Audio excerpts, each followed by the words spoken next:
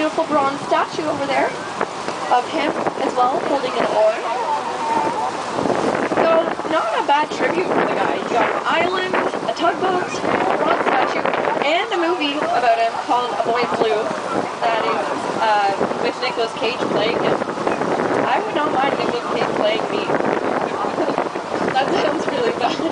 But yeah, that's... Oh man, why does this always happen to me? No. Hypothetically, guys, if I were Dead Hamlin in my movie.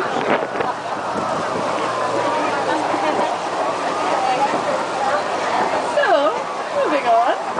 Now I have to say another thing. That's great.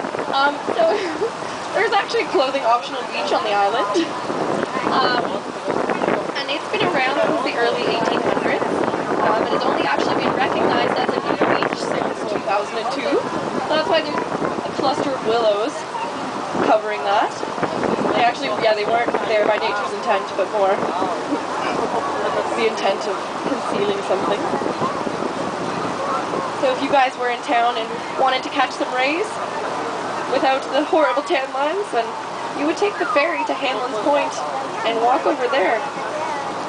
It's actually one of 2 clothing optional beaches in all of Canada, so we're proud.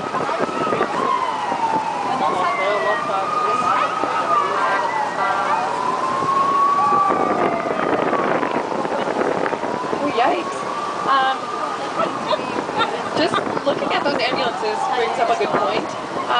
There actually aren't cars on the island except for ambulances or cars that are shipping things. So it's really great. You can just bike around and walk around in safety.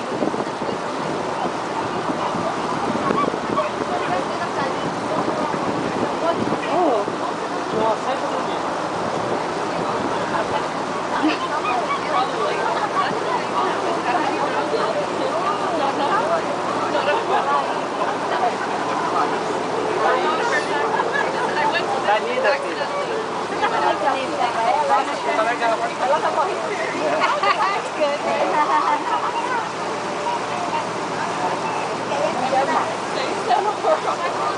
Okay. Yeah, because I'm just so good at it. Yeah. Okay, to the left of the boat, you'll see a cluster of yachts, and this is the Toronto Island Yacht Club.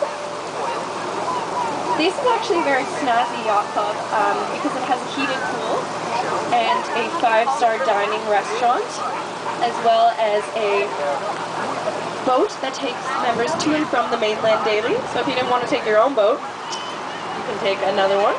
And it's got a playground for the children. It's a very good yacht club.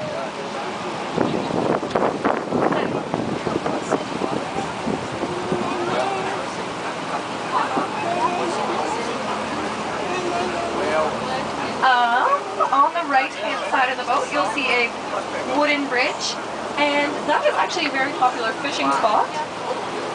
I came to this fact by seeing one person fish there yesterday, so I'm going to assume it's very popular. Because I've never seen anyone fish other than that one lady there. But fishing is very popular on the island, but you do have to have a permit to do so. So go right ahead if you have a permit. So on the right-hand side of the boat, you'll see a wall, and this is a public docking wall. So if anybody brought your boats to town but had nowhere to put them, that's where you'd go. And it's $1.60 per foot per night, and you get a free camping spot with running water and electricity. So it's not a bad deal if you don't want to join the yacht club. We have 2 swans up ahead.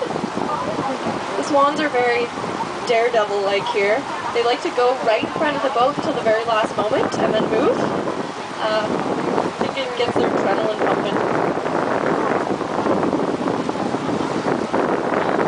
So this very natural island beside us on the right is part of the reason why we have 200 species of birds on the island, and they're very important for migrating birds. Lots of birds migrate here. As well as a lot of turtles live here. So keep your eyes peeled for turtles sitting on logs, as well as beavers, birds, maybe a coyote. One little boy told me he saw a lagoon monster, so keep your eyes peeled for that. He also told me he saw a whale eating a dolphin. So, yeah, he just kept telling me all these things. Yeah, he's got a good eye. He should be a tour guide. So I'm going to give you, actually I'll tell you some more things about the islands. There are 262 homes on the island, mainly on Ward's Island, which is the island over there farthest east. And there's actually a 30-year waiting list if you even want to live on the island. And you put your name in a lottery, and then it either gets picked out or you're out of luck. And if it gets picked out, you sign a 99-year lease. And yeah, so it's really impossible to live on the island. So, but if you wanted to live vicariously, you could go to a bed and breakfast called the Swans and Guest House, which is very beautiful. There's also a public school on the island, on Center Island, and it's called the Toronto Island Public School. Actually, 85% of the students there are from Toronto, so just goes to show. And actually, all the people I know that live on the islands go to school in Toronto, so just goes to show that the grass is greener on the other side. You always want to go where you're not living, I guess. So I'm going to give you guys a break from my voice and my weird anecdotes and let you just enjoy the serenity of the islands. If you have any questions or you want a beer or a pop beverage downstairs, you can come join me at the bar. Otherwise, I will resume the tour in a couple minutes.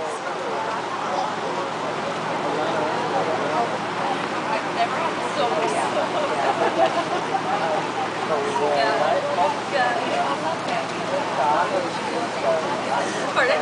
Yeah, it's actually fine in photos. Like, it's just like great by heart. It's amazing, yeah. And I never think it's going to be. It's taught on the job, I understand.